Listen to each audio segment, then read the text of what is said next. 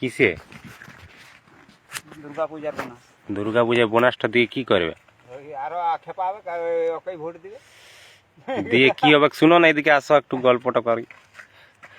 আমার ঘরে আচ্ছা, লক্ষ্মীর ভান্ডার দিচ্ছে, যুব সাথী দিচ্ছে, আবার জামা কাপড় কিনা আচ্ছা ওইগুলা দিয়ে কি এই সরকারটা টিকবে মনে হচ্ছে? আরে যতদিন লাড়িয়ে খেতে পারবে। হ্যাঁ, তুমি তো শেষের মুখে আসছে। আমার তো মনে হচ্ছে এইটাই বিজেপি জিতার বিরাট সুযোগ ছিল, কেননা এসআইআর টেসআইআর বহু একটা ব্যাপার আছে। ব্যাপার আছে, কিন্তু বিজেপির কর্মী নেই পাড়ায় পাড়ায়। হ্যাঁ মেন হচ্ছে মাথায় একটাও নাই। হ্যাঁ, দাঁড়ায় যে দুটা করবে সেটা বিজেপির কর্মী নাই। হ্যাঁ, তৃণমূলের যেমন পাড়ায় পাড়ায় কর্মী আছে। আমি মানছি আমাদের গোয়ালতোড়ের বুকে সেরকম কারো বুকের পাটা নাই বলে নাই, তা বললে আরো পশ্চিমবাংলাতে তো আরো অন্যান্য গ্রাম আছে, জেলা আছে, মানে কি বলবো, জেলা বলছি, গ্রাম আছে, হ্যাঁ, বাজার আছে, মানে বুথ আছে অন্যান্য। হ্যাঁ, তাহলে সেই বুথগুলাও কি তৃণমূলই জিতবে মনে হচ্ছে? হাফ হাফ হয়েছে সংখ্যা, তার শুনলাম ভোরের বেলায় সমীক্ষা এখনই আরম্ভ হয়ে গেছে। ওই যে 17টা জেলা ভোট হইলো না, হুম, দেখাচ্ছে এই তৃণমূল পাইছে তোমার 60টা না কত, আর এই 57টা পাইছে সিট। ওই জন্যই তোমাকে বলছি, এটা আবার ভুল হোক আর সমীক্ষা যাই হোক, 57 সে জিতবে এখন, আর কি করবে। আমার মতে কোনো পার্টিকে ঠাই দিয়া চলবে না। আজকে যেমন তৃণমূল আছে, একে 10 বছর তুমি রাখো, হ্যাঁ, দিয়ে ধরো এবছর বিজেপি আলো, বিজেপিকে আরো 10 বছর রাখো, তারপরে আরো অন্য সরকার আনো।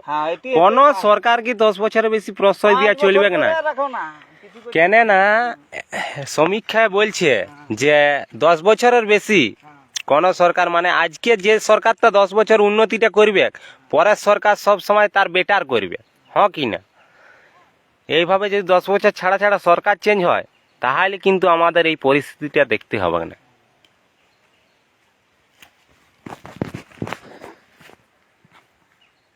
কি স্বাদ দেখছো নাকি? ওই যে হাঁড়িটা দেখবে যাও, আসল খাবার আছে।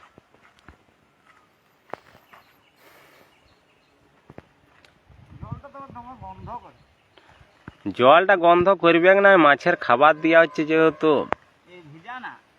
না ভিজালে ছড়াবো কি করে? এইটাই জল মেশাই জলে জলে ছড়াবো।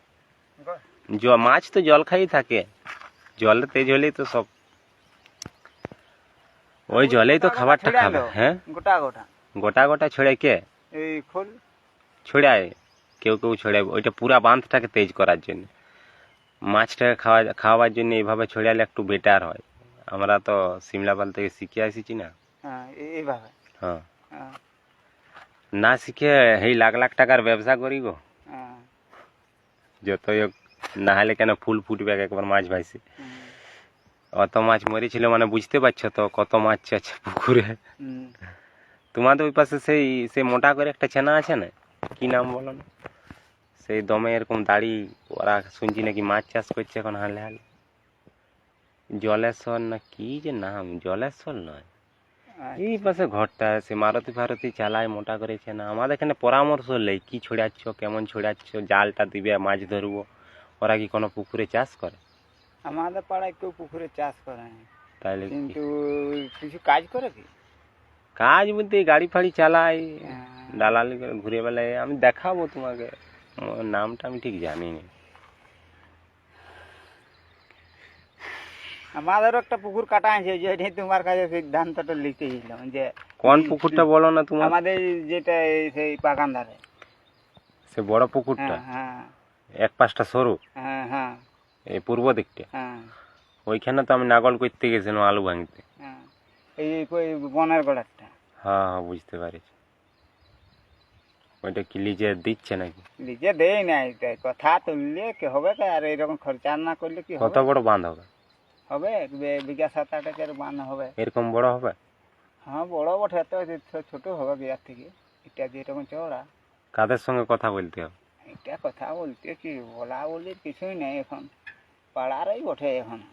এখন পাড়ার, এই তো পাড়ায় চাষ করে কি উন্নতিটা হচ্ছে?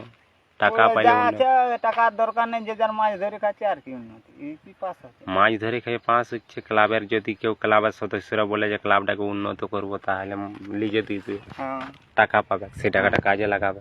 হ্যাঁ, আর মাছ খেয়ে তো পেট ভরা না হচ্ছে, পেট ওই ভরা যার না জাল সে খাচ্ছে, ওইটাই হচ্ছে প্রবলেম। সবাই ধরে। হ্যাঁ এখন ধরা নেই, আর বছর কাটা আনছে, এবছর মাছকে জল ঢুকলে ভরে থাকে। আর এই হচ্ছে গল্প, ওই জন্যই তোমার কাছে শিক্ষা লিয়া আছে।